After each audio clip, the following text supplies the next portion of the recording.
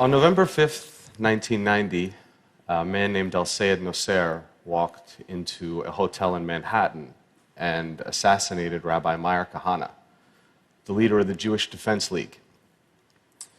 Nosser was initially found not guilty of the murder, but while serving time on lesser charges, he and other men began planning attacks on a dozen New York City landmarks, including tunnels, synagogues, and United Nations headquarters. Thankfully, those plans were foiled by an FBI informant. Sadly, the 1993 bombing of the World Trade Center was not. Nosser would eventually be convicted for his involvement in the plot. Al-Sayed Nosser is my father. I was born in Pittsburgh, Pennsylvania in 1983 to him, an Egyptian engineer, and a loving American mother and grade school teacher who together tried their best to create a happy childhood for me. It wasn't until I was 7 years old that our family dynamics started to change. My father exposed me to a side of Islam that few people, including the majority of Muslims, get to see.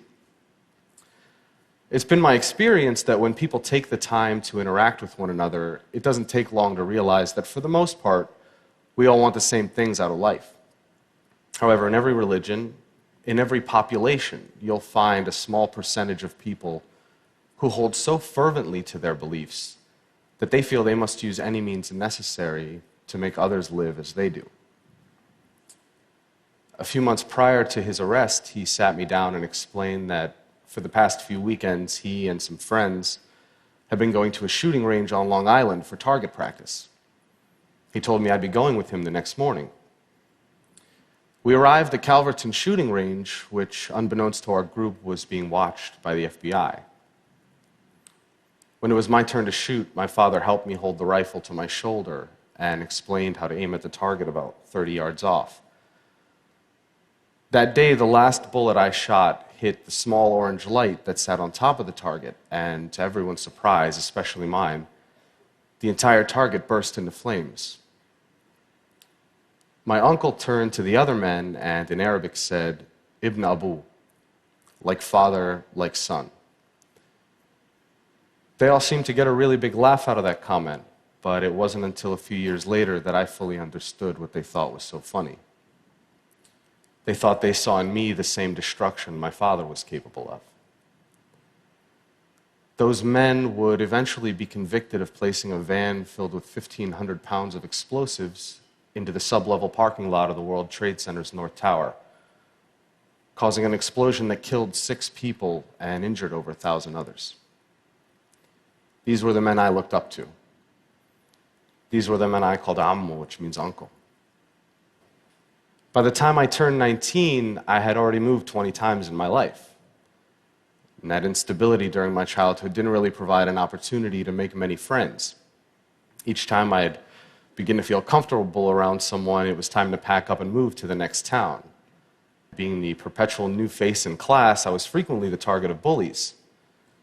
I kept my identity a secret from my classmates to avoid being targeted, but as it turns out, being the quiet, chubby new kid in class was more than enough ammunition. So for the most part, I spent my time at home, reading books and watching TV or playing video games. For those reasons, my social skills were lacking, to say the least. And growing up in a bigoted household, I wasn't prepared for the real world. I'd been raised to judge people based on arbitrary measurements like a person's race or religion. So what opened my eyes? One of my first experiences that challenged this way of thinking was during the 2000 presidential elections. Through a college prep program, I was able to take part in the National Youth Convention in Philadelphia. My particular group's focus was on youth violence, and having been the victim of bullying for most of my life, this was a subject in which I felt particularly passionate. The members of our group came from many different walks of life. One day, toward the end of the convention, I found out that one of the kids I had befriended was Jewish. Now, it had taken several days for this detail to come to light, and I realized that there was no natural animosity between the two of us. I had never had a Jewish friend before, and frankly, I felt a sense of pride and having been able to overcome a barrier that for most of my life I had been led to believe was insurmountable. Another major turning point came when I found a summer job at Busch Gardens, an amusement park. There I was exposed to people from all sorts of faiths and cultures, and that experience proved to be fundamental to the development of my character. Most of my life I'd been taught that homosexuality was a sin, and by extension that all gay people were a negative influence.